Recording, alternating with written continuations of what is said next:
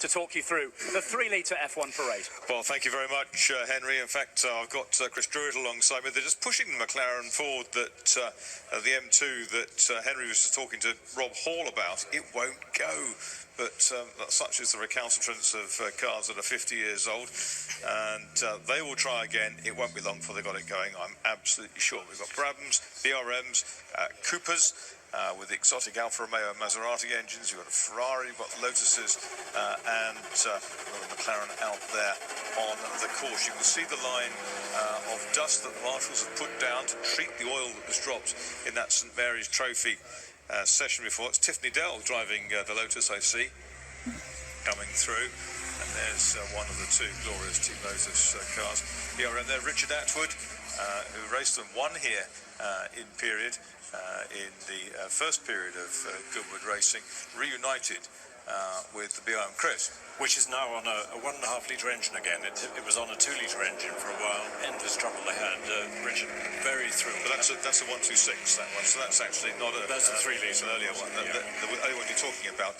Here comes Tiffany Dell. He's looks like he's coming into the pits. And, in fact, it may be that the session has been flagged off. There's the glorious Lotus 49 with the Cosworth DFV engine in it. And Chris McAllister here. Okay, coming up to the grid, even better. They're going to do a staged grid shot. Now we've got 3 49s and a 49B in the set. Looking at your big screens, you can see them coming in. Chris McAllister's car from the States is the very car that Jimmy Clark won that 1967 Dutch Grand Prix, June the 4th, 1967. And Marcus, at 1 o'clock we're going to be having to look to the sky as well as the ground, because as well as the 3-litre F1 cars, we are due to have our air display, and at 1 o'clock on the dot there should be the Battle of Britain Memorial flight overhead, with the Lancaster flying in from Guernsey. Indeed, in the sky, there they are. And the Lancaster joined by, I think, Spitfire and Hurricane, but we'll check that when we see them a bit closer. And so we've got the Battle of Britain Memorial flight for 10 minutes or so, and then the 3 aircraft of the Old Flying Machine Company. We'll talk about them a bit later. But it's great that the Lancaster has come through this low cloud, so it's sort of split personality. You're going to have to look at the ground. Lotus 49 off the grid. So Marcus will talk about the cars and I'll talk about the aeroplanes. We'll try and do a double act here. Well, the cars then blasting off away from the grid. That's Richard Atwood. Isn't it fantastic to see him in period BRM with the day glow nose away. We saw the H16 BRM powered Lotus 43 just recently being demoed at Alton Park by Andy Biddlehurst, his local circuit.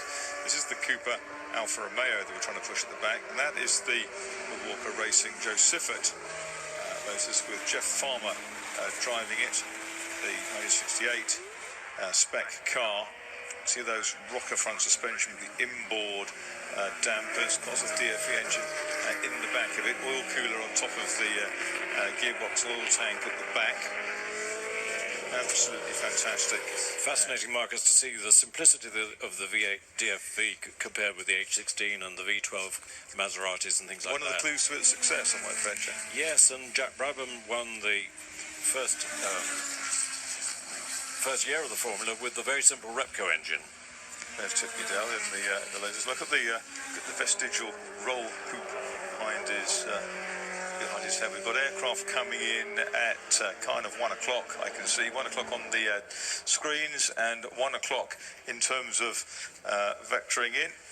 Chris, look, you can see them coming in over the Super Shell building on your screens, ladies and gentlemen. On the screen, the Lancaster, which is being flown today by Tim Dunlop, who's the lead pilot, and the Lancaster. Outside him, the very early Spitfire, the Mark II Spitfire. I think that's being flown by Andy Millican and Jez Attridge in the other fighter aircraft. 7,377 Lancasters built, a lot of them lost in the war. There's Richard Atwood then, the first Porsche Le Mans winner, going back to his early Formula One days with BRM, drove for various cars in the 60s, but he's one of our great ambassadors here at Goodwood. He's the second winningest, in inverted commas, driver of the revival era. Oh dear, blowing some water out the back of that with looks of things, with 8 victories. That's from the Hall & Hall stable. That's Andy Willis driving another of the BRMs. That's the P15 by the looks of things. Andy Willis's crash helmet certainly aboard it. The other single-seater aircraft is the Hurricane.